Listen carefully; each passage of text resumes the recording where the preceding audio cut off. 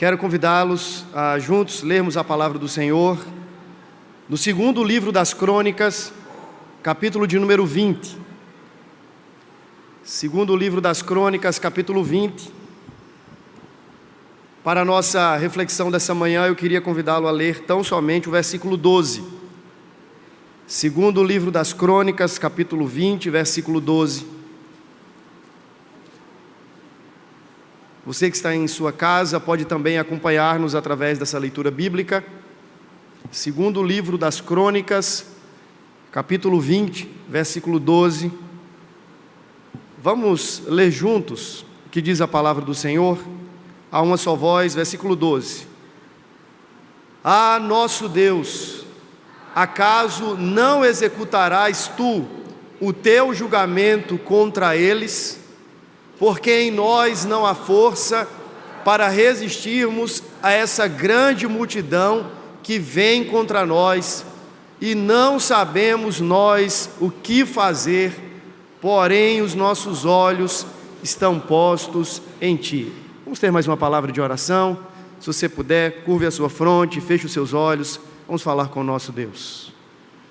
Pai bondoso, nós acabamos de ler a Tua palavra que é viva, eficaz, penetrante, cortante, e nós imploramos no nome do Cordeiro Jesus, se valha, ó Deus, da Tua própria palavra para ministrar ao Teu povo, fortalecer-nos, ó Deus, e encorajar-nos na fé. Peço em nome de Jesus, ó Deus, que nessa hora calem-se todas as outras vozes e se sobressaia tão somente a voz do Teu Espírito. Pedimos em nome de Jesus, ó Deus, que haja um ecoar da Tua palavra, um ecoar da Tua voz em nossos corações, e que a Tua palavra, entrando, ó Deus, nas nossas entranhas, possa produzir a devida transformação, a fé e a confiança no Teu nome, Pai. É a oração que fazemos no nome do Senhor Jesus e para a Sua glória. Amém e amém. Certamente você já se encontrou em alguma circunstância onde se viu emparedado pelo medo, desafiado pelas impossibilidades, e chegou àquela fatídica conclusão de que você não tem mais o que fazer. Talvez diante de um diagnóstico, onde até mesmo os médicos olham e dizem assim: olha, agora não há mais nada o que ser feito, do ponto de vista da medicina e da ciência. Quem sabe você olhando para a sua família, para as condições envolvendo o seu casamento, você diz assim: agora não há mais nada o que ser feito. Sabe aquele negócio de entregar nas mãos de Deus? Em outras circunstâncias, quem sabe você aí empresário, olha para as suas economias, olha para o cenário socioeconômico no nosso país e diz assim: agora não tenho mais o que fazer. Todas as estratégias já foram esgotadas, as forças se esvaíram, o que eu podia fazer eu fiz, mas agora já não me resta nada a fazer.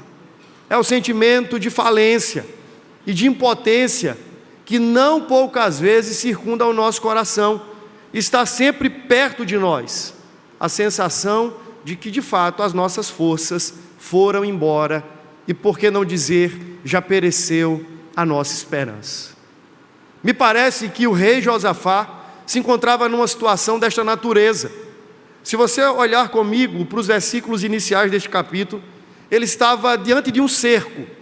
A cidade de Jerusalém estava por ser sitiada por 3 exércitos inimigos: os moabitas, os amonitas e os meunitas, ou o povo da montanha de Seir. Veja comigo os versículos iniciais. Versículo 1: depois disto, os filhos de Moabe, os filhos de Amon, isto é, moabitas e amonitas, com alguns dos meunitas, que também eram conhecidos como povo da montanha de Seir, vieram a peleja contra Josafá.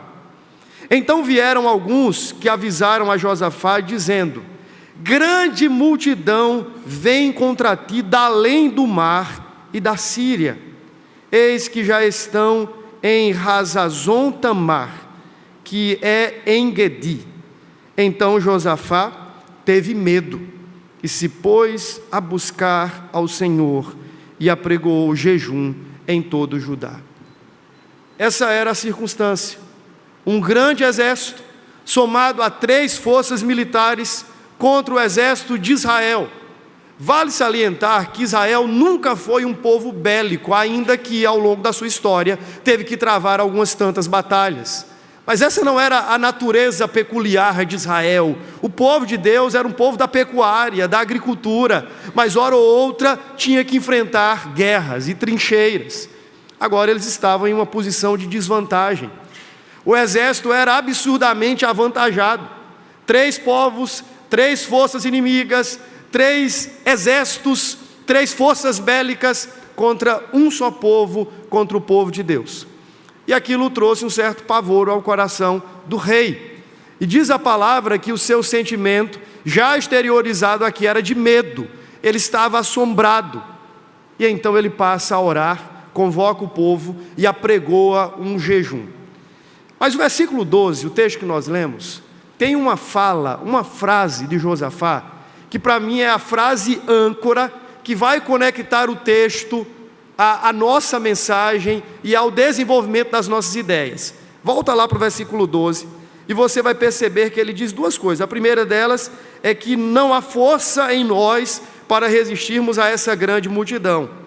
E aí ele diz na sequência: e não sabemos nós o que fazer. Há uma frase do pastor Hernandes que virou tema de um sermão, onde ele diz assim: o que fazer quando não se sabe o que fazer? O que fazer quando não sabemos o que fazer? E à luz desse texto eu quero apontar 4 respostas a essa pergunta. E dizer que mesmo quando nós não sabemos o que fazer, nós temos a quem orar e nós temos com quem falar.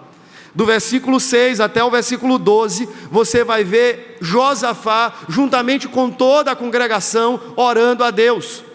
Porque ainda que Jerusalém estivesse sitiada e houvesse um cerco montado e uma guerra prestes a estourar contra aquele exército do povo de Deus, Josafá sabia que sobre si havia sempre um céu aberto e um Deus a quem orar, um Deus a quem recorrer, um Senhor todo-poderoso com quem ele podia falar e entrar em audiência diante da sua presença.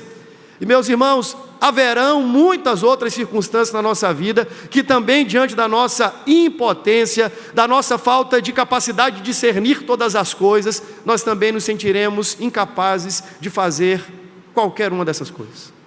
Mas nós precisamos lembrar que mesmo quando nos faltam capacidades de resolução, nós precisamos lembrar que temos um Deus a quem orar. Pode nos faltar as razões e as circunstâncias para agirmos dessa maneira ou daquela, mas nunca faltará sobre nós um céu aberto e um Deus de ouvidos prontos a ouvir o nosso clamor. A história bíblica nos aponta para vários personagens, várias figuras que, diante dos seus vexames, lembraram-se dessa preciosa verdade. Nós temos um Deus a quem orar. Nós temos um Senhor a quem recorrer. Nós temos um maravilhoso e solícito Deus a quem suplicar diante das nossas tribulações. Você deve lembrar que numa situação também de vexame na alma, uma mulher angustiada e amargurada de espírito, vendo-se diante do problema da sua esterilidade, não podendo ter filhos, vítima da zombaria da outra mulher do seu marido, foi ao templo e poderia dizer como Josafá: Deus, eu não sei mais o que fazer. Ano a ano, na peregrinação, vindo até Siló, vindo até Jerusalém, eu sou agonizada na minha alma em ver que o Senhor abençoa com filhos a minha rival e não a mim. Eu sou uma mulher amargurada de espírito, porque ano a ano trago diante do Senhor a minha causa e pareço não ser ouvida.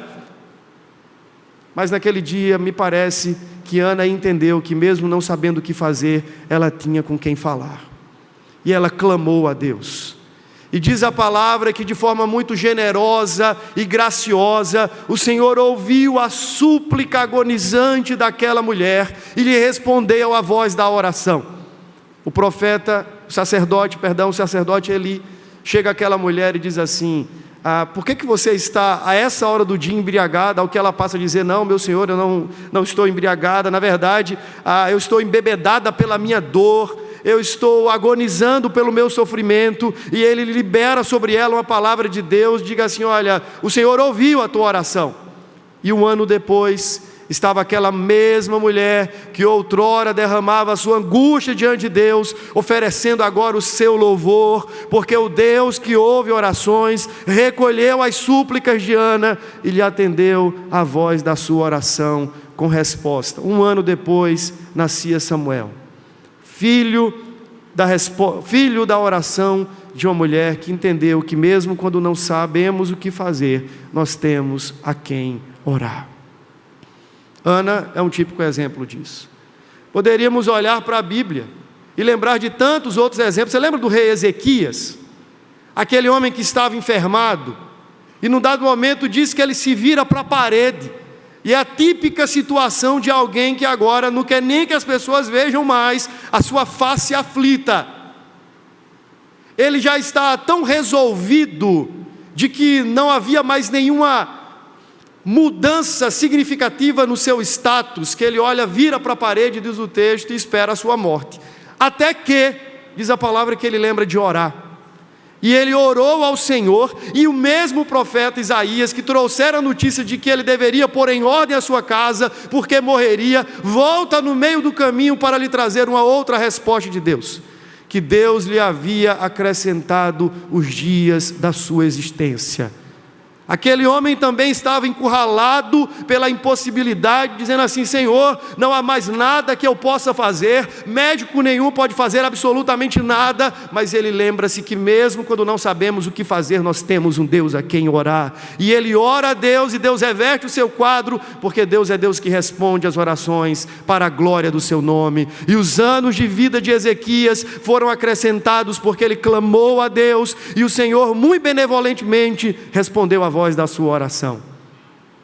Mesmo quando estamos em nossas rebeldias e nos afundamos em nossos pecados, como Jonas, que estava no ventre do peixe, a Bíblia diz: então Jonas do ventre do peixe orou, e Deus ouviu a sua oração e lhe socorreu.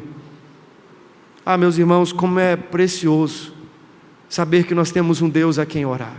Veja, nem sempre, escute isso, nem sempre teremos respostas, resoluções, nem sempre teremos o gerenciamento das situações da nossa vida, mas escute-me, querido irmão, nós sempre teremos sobre nós um céu aberto, um Deus vivo, com ouvidos atentos para ouvir as nossas orações e respondê-las segundo a sua boa, perfeita e agradável vontade. Por isso eu quero lhe encorajar, meu irmão, se você está aqui nessa manhã e não sabe o que fazer, ore ao Senhor. Deus sabe o que fazer. Se você se sente enfraquecido, se a sua capacidade de discernimento e de solução já se esvaiu, se já pereceu a sua capacidade de gerenciar as circunstâncias, não tem problema, você ainda tem um Deus a quem orar, um Deus com quem falar. Então permaneça diante dele em oração, porque a história bíblica nos apresenta inúmeros casos de homens e mulheres que oraram, Deus ouviu e que Deus respondeu para a glória do seu nome. Mesmo quando não sabemos o que fazer, nós temos a quem orar. Amém?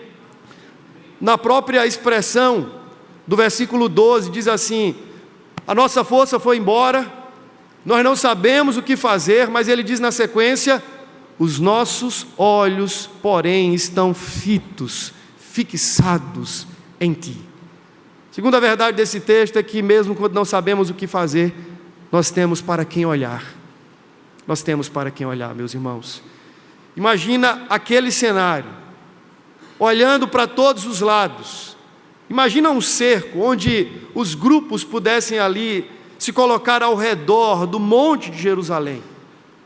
O rei poderia olhar para qualquer direção e não veria outra coisa senão inimigos, forças postas para a batalha, a iminência de uma guerra.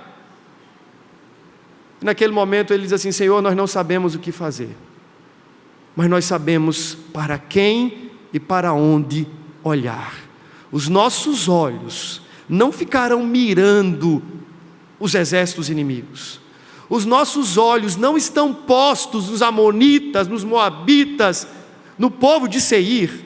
Os nossos olhos não estão fincados e fixados nas circunstâncias que nos apavoram e que nos assustam. Ele diz assim: os nossos olhos estão postos em ti. A questão fundamental é para onde olhamos, quando nos vemos cercados pela dor, pelo sofrimento e pelas tribulações da vida. Você deve lembrar que há uma expressão semelhante no Salmo 121, quando o salmista diz assim: eleva os meus olhos para os montes, e ele então pergunta: de onde me virá o socorro?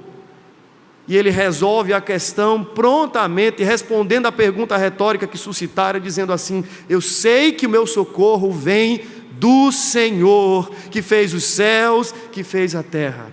O meu socorro não vem dos montes, não vem das montanhas, não vem dos mares, não vem do braço de carne, não vem do meu exército, mas o meu socorro vem do Senhor, Criador, soberano, absoluto sobre tudo e sobre todos. O meu socorro vem do Senhor que fez os céus e a terra. Em Lamentações capítulo 3, Jeremias, quando viu a cidade de Jerusalém já devastada pela invasão dos babilônicos, começa a olhar para toda aquela circunstância de caos. Ele narra um episódio onde haviam mortos espalhados pelas praças e pelas ruas. A necessidade da comida era tão grande que algumas mães consideravam comer os corpos dos seus próprios filhos. Ele olha para aquele caos e para as ruínas instaladas e diz assim: o que fazer? E quando ele passa a observar tão somente aquele cenário, sua confiança começa a desvanecer, sua esperança entra em colapso. Mas então ele aponta os olhos na direção de Deus, e ele lembra-se que há nos céus um Deus que é misericordioso, e ele diz: eu quero encharcar a minha memória com as certezas de que sobre mim está o Senhor, Deus misericordioso, cujas misericórdias não têm fim e são renováveis a cada manhã. Grande é a sua fidelidade. Eu tenho um Deus para quem olhar, mesmo quando diante de mim o caos está estabelecido. Eu tenho um Deus a quem olhar e para quem apontar a minha visão, quando tudo diante de mim é tão somente desastre, tragédia e dor.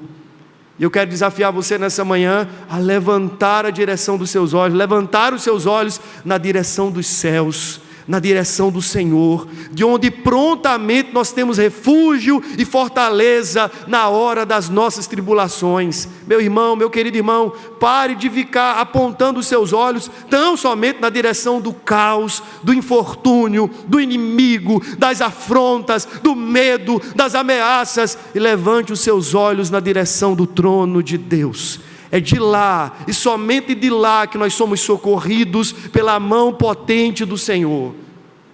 Josafá sabia que se ele continuasse olhando para os homens, olhando para si mesmo, olhando para o cerco montado em Jerusalém, ele desfaleceria completamente. Mas ele lembra-se: há um Deus para quem olhar. Para quem nós temos olhado? Para quem você tem apontado a sua visão? O convite do texto é: nós temos um Deus a quem orar, nós temos um Deus para quem olhar. Mas há uma terceira verdade nesse texto. Se você avançar, a partir do versículo 18, começa a acontecer algo muito estranho. Uma estratégia bélica nunca vista na história passa agora a ser desenvolvida por orientação divina no comando de Josafá. Diz que então Josafá, por ordem de Deus, se prostra com o rosto em terra, e todo Judá e os moradores de Jerusalém também se prostraram perante o Senhor e começaram a adorar. E ele pega então os levitas, filhos dos coatitas e dos coreitas, para fazerem o que, irmãos? Louvarem o Senhor, Deus de Israel, em voz alta sobremaneira. Terceiro, mesmo quando nós não sabemos o que fazer, nós temos ainda a quem louvar. Nós temos a quem orar, nós temos para onde olhar, e nós temos a quem louvar. A guerra não havia terminado. Na verdade, ela nem havia começado. Geralmente, nós damos os nossos cultos em ações de graças quando a guerra termina, quando a aflição passa, quando a doença é sanada, quando a porta é aberta. O que está acontecendo aqui é exatamente algo estranho. Josafá está convocando os levitas, colocando-os na linha de frente da peleja, e você observa na sequência do texto, que eles não estão armados com espadas, lanças e escudos. Pelo contrário, eles têm vozes, trombetas, alaúdes, cântaros, e eles estão louvando a Deus, dizendo: louvado seja Deus, porque o seu amor leal dura para sempre. Bendito seja Deus, porque a sua misericórdia dura para sempre. Olha que estratégia de guerra estranha, não? A grande multidão estava em volta de Jerusalém, 3 forças militares, uma situação de desvantagem militar, desvantagem bélica, um homem tomado por medo e por assombro, agora se coloca em uma posição onde os levitas estão no fronte, e onde a estratégia de guerra é louvar. Isso é estranho. Parece-nos que Josafá e a Escritura, de uma forma geral, está nos ensinando um princípio. O princípio de que, na verdade, louvar a Deus naquela circunstância era confiar que homem de guerra é Jeová, que não está no braço de carne a nossa vitória, não está na nossa força, no nosso entendimento, nas nossas melhores estratégias, mas está no Senhor. Louvar ao Senhor naquela circunstância, onde tudo ainda estava por se resolver, foi algo inusitado, mas que é pedagógico. Nós precisamos aprender, meus irmãos, que mesmo quando não temos a capacidade de discernir o que fazer, diante das circunstâncias que nos emparedam na vida, nós ainda temos um Deus a quem louvar. E é importante discernirmos, à luz desse texto, que o nosso louvor a Deus não pode estar condicionado aos feitos de Deus. O nosso louvor a Deus não pode estar condicionado às vitórias que o Senhor nos dá do ponto de vista circunstancial. O nosso louvor a Deus não pode estar condicionado às orações que o Senhor nos responde em conformidade àquilo que o pedimos. Mas o nosso louvor a Deus deve perpassar toda a nossa vida, nos dias de monte, nos dias de bonança e de felicidade, mas também nos vales profundos, quando nos vemos ameaçados e atribulados diante da presença de fortes inimigos. Josafá, por instrução divina, está nos ensinando que devemos louvar a Deus em tempo e fora de tempo, em circunstâncias favoráveis e desfavoráveis, porque o objeto último da adoração do povo de Deus é o próprio Deus. Nas batalhas, nos mares revoltos ou nas águas calmas, se Deus for o objeto último do nosso louvor e da nossa adoração, teremos infinitas razões para abrirmos a nossa boca e derramarmos o nosso coração diante dele, dizendo: bendito és, Senhor, porque a tua misericórdia dura para sempre, de geração em geração é a tua fidelidade. No Salmo 146, o salmista faz um pacto com a sua própria alma, ao dizer: louva, ó minha alma, ao Senhor. E a alma então responde dizendo: louvarei ao Senhor. Louvarei ao Senhor durante a minha vida, cantarei louvores ao meu Deus enquanto eu viver. Só que a vida é dinâmica, e na dinâmica da vida, esse pacto é desafiado, porque nem sempre na existência, como eu falo, no chão da vida, no chão da existência, nem sempre teremos razões circunstanciais para louvarmos a Deus. Nem sempre estaremos gozando das orações respondidas, das portas abertas, dos melhores resultados, das promoções no trabalho. Às vezes teremos as razões contrárias a esse pacto de louvor. Mas nós precisamos aprender que a verdadeira arma do crente é confiar em Deus e louvá-lo em todo tempo. Me parece que esse é um desafio para nós hoje. Você pode não saber nessa manhã para onde olhar, mas lembre-se, meu querido irmão, você tem a quem louvar. E mesmo que você não esteja encontrando em sua volta os motivos que você considera razoáveis para impulsionar o seu coração em louvor, uma vez que você alteou a sua visão até os céus, e você contemplou o grande Deus, não há outra coisa a fazer, senão maravilhado diante dele, adorá-lo.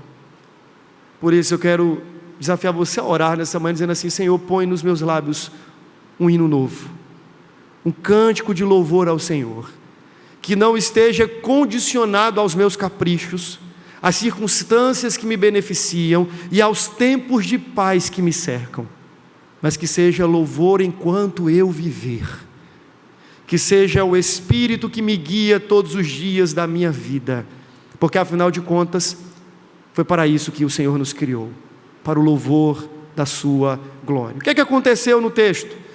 Diz a palavra que enquanto o povo cantava e louvava a Deus, e derramava os seus cântaros, diz que houve uma barulheira só, no acampamento dos inimigos. Eles pensavam que estavam sendo atacados, e então levantam-se de noite, assombrados, ainda perturbados, e começam a se contra-atacar.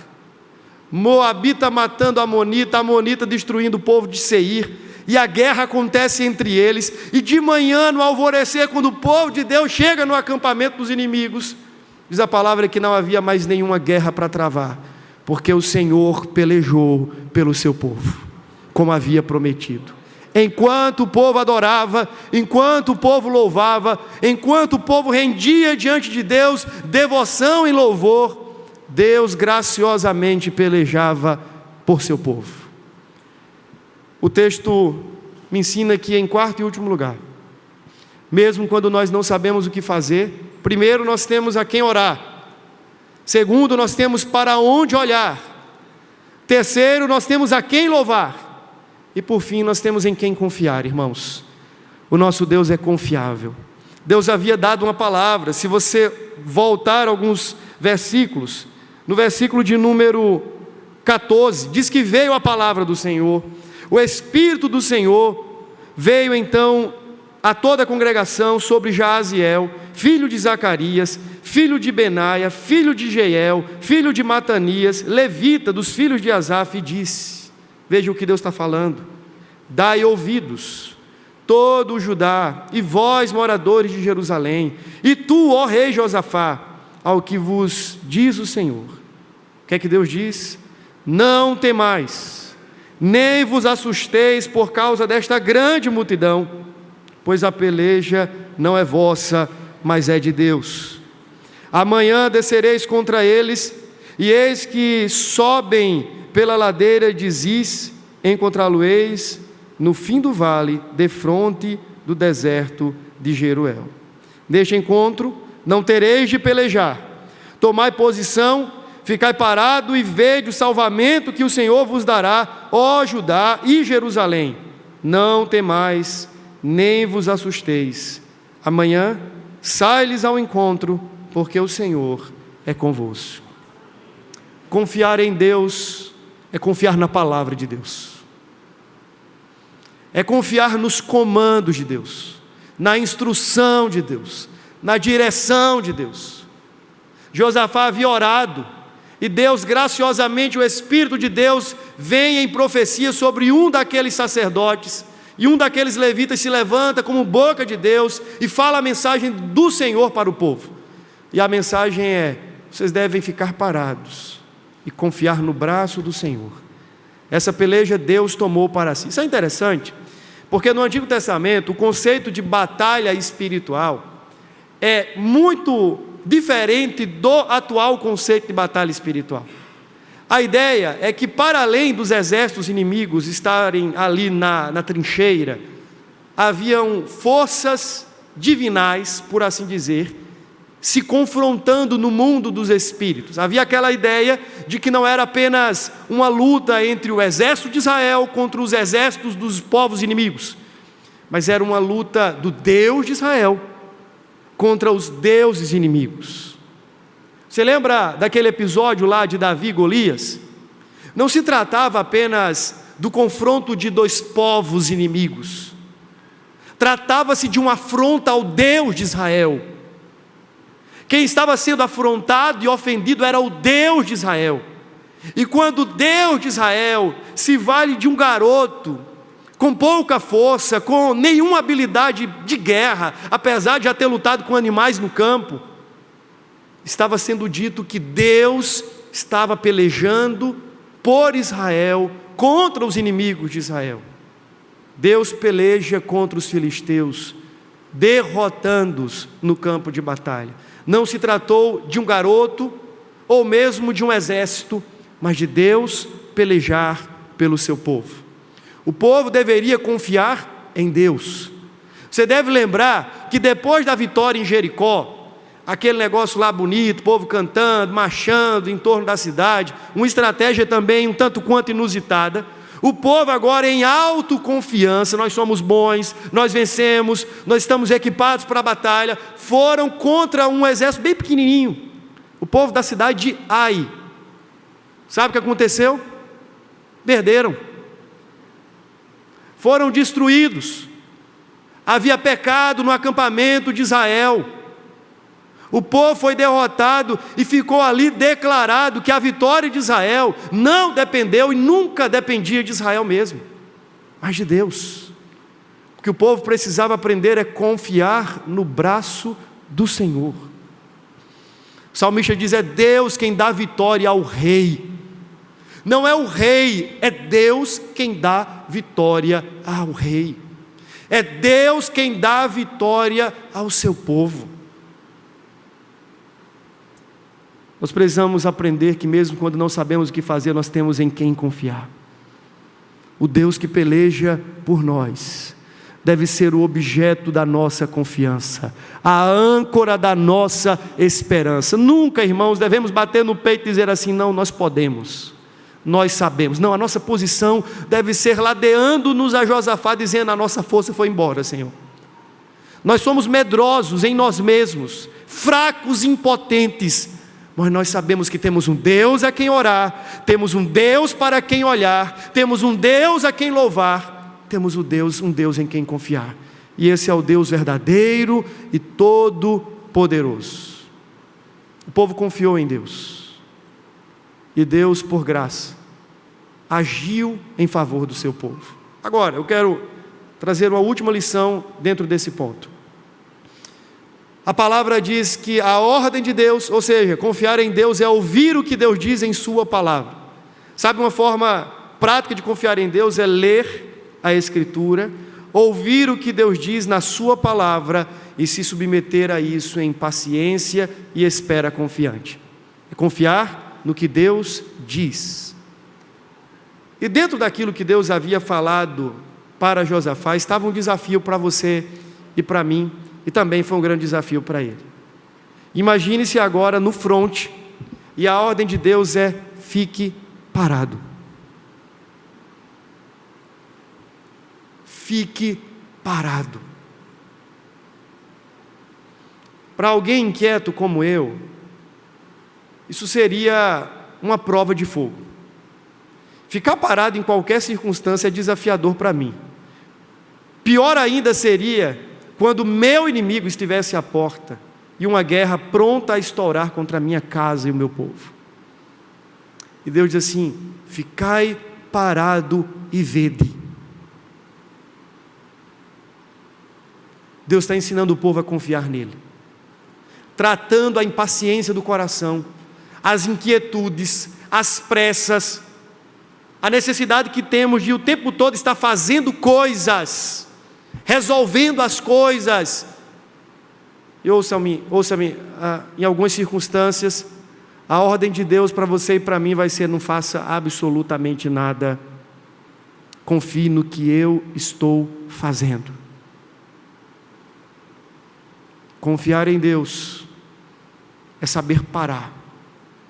Confiar em Deus é, em algumas circunstâncias, não fazer absolutamente nada na força do nosso braço, senão esperar por aquilo que o próprio Deus fará na força do seu braço. E parar dá trabalho. Esperar naquilo que Deus haverá de fazer dá trabalho. Mas a Bíblia diz: nunca ouvi falar de um Deus assim, que trabalha em favor daqueles que nele esperam, daqueles que nele confiam. Queria desafiar o seu coração nessa manhã, meu querido irmão, a confiar em Deus, a fazer de Deus a rocha firme, onde você lança a âncora da sua esperança e da sua alma. É verdade que esse texto fala sobre batalhas no aspecto militar e em guerras que talvez você e eu não travamos e nem travaremos. É importante lembrar que esse texto fala-nos de uma batalha circunstancial, mas que aponta para uma batalha cósmica, onde na verdade Cristo pelejou por nós. Você deve lembrar que a vitória do povo de Deus nunca se deu, repito, pela força do braço do próprio povo de Deus. O que Deus estava querendo ensinar ao longo de toda a revelação bíblica é de que a salvação pertencia ao Senhor, e a vitória do povo de Deus seria conferida e confiada ao povo pelo próprio Senhor.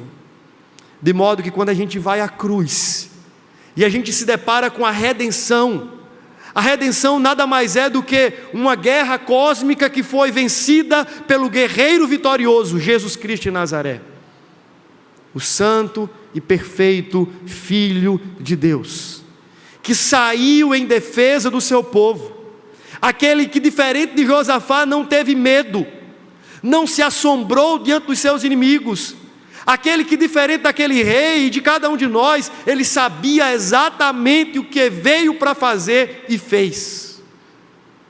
O rei vitorioso, que na cruz, também sem força armada, sem uma revolução do braço, sem guerras militares, venceu sobre todos os seus inimigos. E em Cristo Jesus, e na vitória cósmica de Cristo Jesus, nós, o povo de Deus, já podemos e já devemos nos considerar mais do que vencedores. Por que é importante dizer isso? Para que não nos achemos derrotados, quando nas nossas batalhas circunstanciais não formos vencedores. Dizendo: pastor, tentei, faz 50 anos que eu tento passar num concurso, nunca passo, sou um fracassado, sou um derrotado. Se você olhar para a sua vida, tão somente do ponto de vista das circunstâncias, talvez você seja. Mas se você é filho de Deus, meu irmão, se você é amado de Deus em Cristo Jesus, você precisa aprender que a sua identidade e a sua vitória já foi conquistada há 2000 anos atrás, quando o guerreiro Cristo Jesus vitoriosamente triunfou sobre cada um dos seus inimigos no Calvário, ressuscitando ao terceiro dia e expondo-os à vergonha, como diz Paulo em Colossenses capítulo 2, de modo que por mais que a vida nos abata, por mais que sejamos presa das circunstâncias que nos devoram e nos levam para baixo, por mais que nessa circunstância aqui os inimigos pareçam triunfar e tripudiar sobre nós, não nos esqueçamos, nós somos o povo do Deus dos exércitos, nós somos o povo vitorioso em Cristo Jesus, e ninguém há que possa arrancar das nossas mãos essa bandeira de vitória, porque ela não foi conquistada por nós, ela foi conquistada por Cristo, aquele que venceu de forma definitiva, para nele nos tornar vitoriosos, mais do que vencedores, para a glória do seu nome. Por isso que um cristão, ainda que abatido diante das guerras circunstanciais, pode olhar para Cristo e dizer assim: eu sou um vitorioso. Não essa vitória triunfalista, positivista, que pregam por aí afora, mas a verdadeira vitória que diz assim: nada neste mundo pode abater de mim a conquista estabelecida e confiada a mim por Cristo. Ele me fez mais do que vencedor. Graças a Deus, Josafá venceu essa batalha. Mas seja franco, na vida nem sempre vencemos as batalhas, não é verdade? Ou você acha que o crente vence todas as batalhas? Funciona assim com você? Comigo não. Por isso nós precisamos lembrar que a verdadeira vitória não está condicionada às batalhas que vencemos ou perdemos, mas a batalha que já foi vencida pelo guerreiro Jesus Cristo. É na vitória dele que nós definimos a nossa própria vitória. Por isso sim, você e eu podemos dizer nessa manhã: somos mais do que vencedores naquele que nos amou. Louvado seja Deus. Amém? Vamos colocar de pé? Vamos orar nesse momento. Talvez você esteja aqui dizendo assim: pastor, a minha vida tem sido de fracasso em fracasso, de batalhas perdidas em batalhas perdidas. Queria que você levantasse os seus olhos, assim como Josafá ergueu os seus olhos e disse assim: os meus olhos estão fitos em Ti, ó Deus. Que nessa hora você erga os seus olhos na direção do Calvário, e você lembre-se: os meus olhos estão fitos em Ti, ó Cristo, de onde tenho certeza plena de que ninguém há que possa furtar a vitória que o Senhor mesmo conquistou em meu benefício. Olhe para Cristo, meu querido irmão, nessa manhã, e compreenda a sua identidade de vencedor nele, aquele que é o grande guerreiro, cuja palavra diz em Apocalipse que ele saiu montando em seu cavalo, e ele tinha escrito na sua coxa: Rei dos reis e Senhor dos senhores. E a palavra diz que ele saiu vencendo para vencer. Deus não está se degladiando contra o inimigo para, quem sabe, no final da história sair vitorioso, não. O nosso Deus é vitorioso. Senhor dos exércitos é o seu nome, e nele a nossa vitória já foi conquistada. Meu querido irmão, seja encorajado em sua alma nessa manhã. Você em Cristo já é mais do que vencedor. Não cristalize a sua vida a partir das vitórias ou derrotas circunstanciais. Apoie-se em Cristo, naquele que conquistou todas as coisas na cruz. Apoie a sua identidade e a sua certeza de vitória na obra consumada do Cordeiro de Deus, e saia daqui nessa manhã convicto de que você é mais do que vencedor. Não porque você vence as suas batalhas, não porque você é bom, não porque você tem boas estratégias, mas porque você foi conquistado por aquele que venceu. Louvado seja Deus por isso. Ó Deus, nós te louvamos, porque nesta manhã aprendemos que nós temos a quem orar, nós temos para onde apontar os nossos olhos, nós temos o Senhor em quem confiar, nós temos o Senhor a quem louvar, e nós queremos louvar ao Teu nome, ó Deus, porque o Senhor pelejou por nós, e tem pelejado por nós, e o Senhor tem nos abençoado com toda sorte de bênçãos espirituais nas regiões celestiais. Louvamos o Teu nome, ó Deus, porque temos o Senhor, nosso Deus, sempre presente, sempre solícito, o Deus que nos abraça, o Deus que nos acolhe, o Deus que sai em nossa defesa, o Deus que pelejou contra todos os nossos inimigos espirituais, e que continua sendo o nosso escudo, a nossa torre de vigia, a nossa fortaleza. Louvamos o Teu nome, ó Deus, porque assim como Josafá, nós temos o Senhor a quem orar, para quem olhar, em quem confiar e a quem louvar todos os dias da nossa vida. Obrigado, ó Deus, pela Tua palavra que nos encoraja nessa manhã, no nome do Cordeiro Jesus. Amém e amém. Você pode sentar, meu querido irmão.